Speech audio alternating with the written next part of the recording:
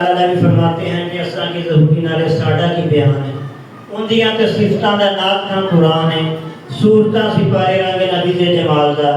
لب کے لیانا بھی تو سونا تیرے نال دا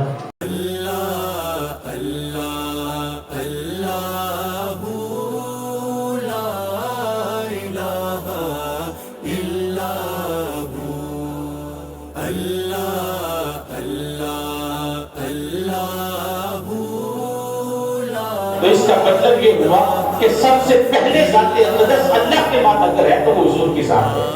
حضور علیہ السلام کے نور کو اللہ تعالیٰ نے سب سے پہلے تخلیق فرمایا اور پھر اللہ تبارک و تعالیٰ نے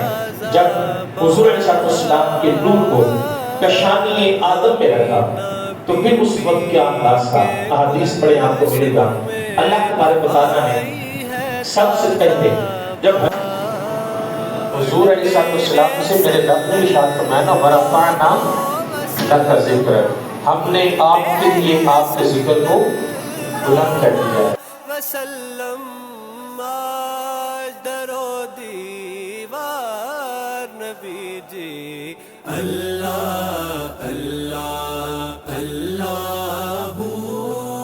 لا الہ الا اور یہ نہیں چاہتے تھے، لیکن اصحاب کا پوچھنا کہ حضور سب سے پہلے کس چیز کو اللہ تعالیٰ نے تخلیق فرمایا، اس سے پتہ یہ چلتا ہے کہ ان کا یہ عقیدہ تھا کہ حضور سب جانتے۔ لوری دیزی شان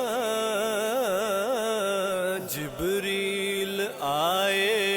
جھولا جھولانے لوری دیزی شان سو جا